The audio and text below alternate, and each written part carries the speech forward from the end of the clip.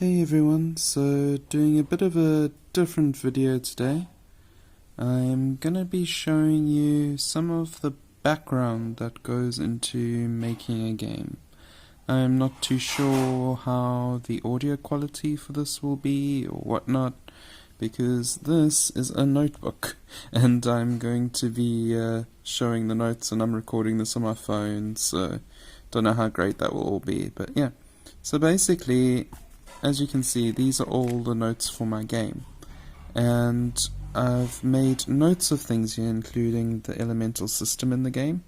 So you've got all the different elements and how they interact with each other. You can see that generally elements do not affect themselves, but they are either not effective or super effective depending.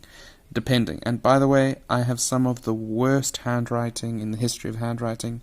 I'm well aware of this.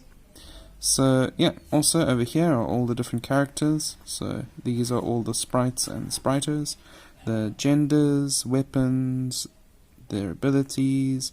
Sorry, these are the spriters, these are the sprites, and over here is the elements, what their focus is, what their job is, and down going through there. So these were originally going to be job titles, but over time I've had to change that up for other things. Here we've got states, so all the different types of states that you can have in the game, from being poisoned, blinded, hushed, provoked, hidden, all that sort of thing. Then the different colors in the game. I was trying to link the colors with the different systems in the game. For example, health is blue, attack is red. This has changed a bit as I've gone along, because I found that certain colors work better for certain other things. Over here is each of the characters and their abilities. So you see Annie and all of the abilities that he has within the game. And we also have the different quests that he has to go on within the game. And we have that for each of the characters. So you can just go through all these pages of abilities and quests. Little note tag over there. And here is the main world map of the game, as you can see. So we've got the different things or the different places you can go. If we turn over the page here, this is where you actually start the game. In the forest, you travel down Route 1, you get to the forest village. This is the path that you went on, and this is the desert village over here. So, and you carry on from there all throughout the world to varying different places. And it's just some names of the cities. I was working out what type of music, some ideas, or the very first sketches of ideas for the pantomimes. And here's some more map. And then over here we have some notes that have been run over by the wheel of something or other at some stage. And we also over here have the number of towns, which in total is 18 dungeons, all the routes and all the pantomimes that are going to be on all the routes. Also over here I've got the list of the different story elements that will happen of each of the characters' names over there. Here's a list of all the dungeons in the game. Eureka Keep at the top, the Goblin Cave, Channel, Mermaid Grotto, Deep Abyss, Treasury, all the way down. All the different places that they'll go, when they'll go, what pantomimes will be in there, what items and side quests, and all sorts of things that will happen in each of these areas. And if we turn the page over here, here's just a little bit of a detailed description of what happens on Route 1 and the various things there. Over here we have an item description. It's going to carry on because it's not finished yet, only up to the treasury, as you can see at the current point in time, of the different hidden chests in the game.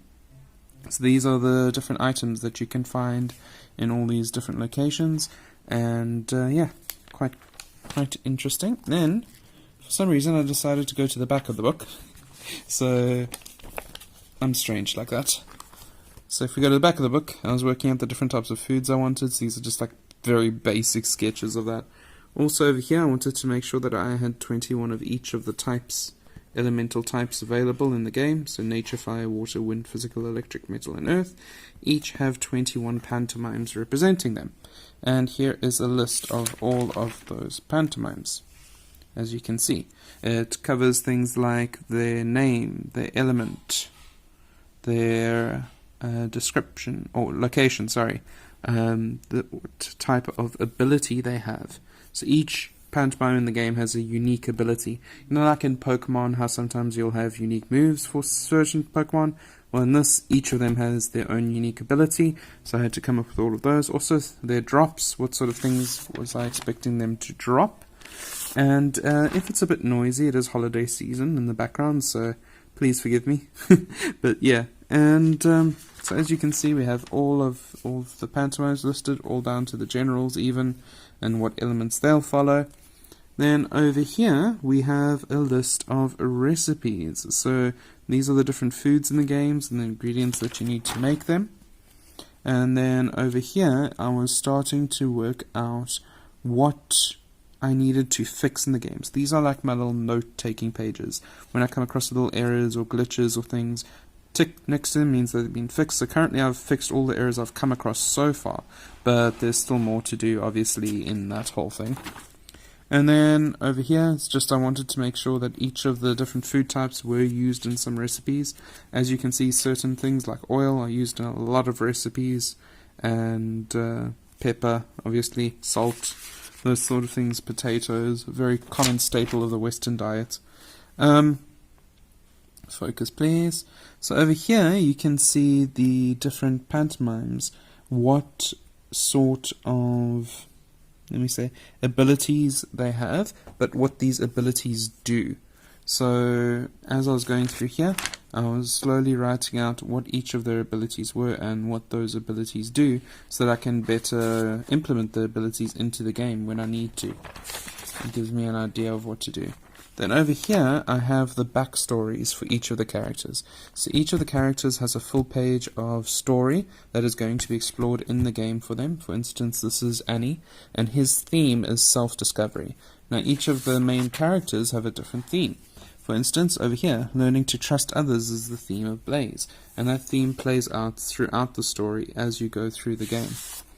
And this is just page upon page upon page of backstory and theming for each of them. So we can come through here. The notes on here is the notes on their individual abilities, the amount of damage that they do at max level, and that sort of thing, just to try and balance them out and make sure that they're all hitting equally and not overpowering one or the other of them. Okay.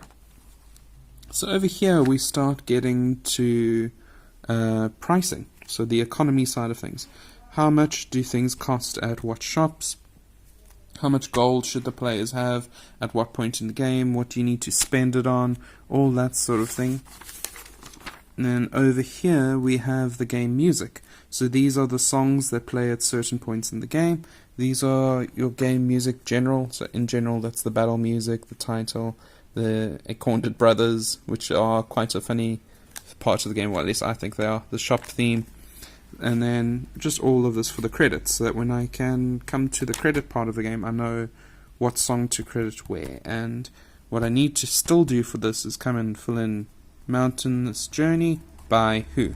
Who is the composer, and who do I need to credit for each of these songs. Now I was quite fortunate in that for the Humble Bundle, I was able to get a lot of game-ready royalty-free music through there. Over here, I have been planning out audio, or not audio, but dialogues between my different characters. So, for instance, over here, game dialogue, chapter 3. So, we go through all the different dialogue that they think, the different enemies that they encounter, the little text that they have. We have how many people will speak, which people will speak, and then the dialogue that they say in that particular situation. Also have a whole lot of things over here that we were working out over there. And here we have some more just rambling writing. Over here we have crafting recipes that have to do with the different weapons. So these are all the components that you can find in order to craft the weapons and armor later on, but I haven't quite gotten to that yet. And here are the different items that you can craft. These are the attack items, these are the weapons, and coming over here is how you make these weapons by combining the different components together. So as you can see, I'm still doing the dialogue for the next part of the game over here, which is the Deep Abyss. I need to fill in all of these and give them all something to say. But for me, as a old-fashioned type of guy, I've always preferred to work in pen and paper when it comes to getting my ideas down as a first draft.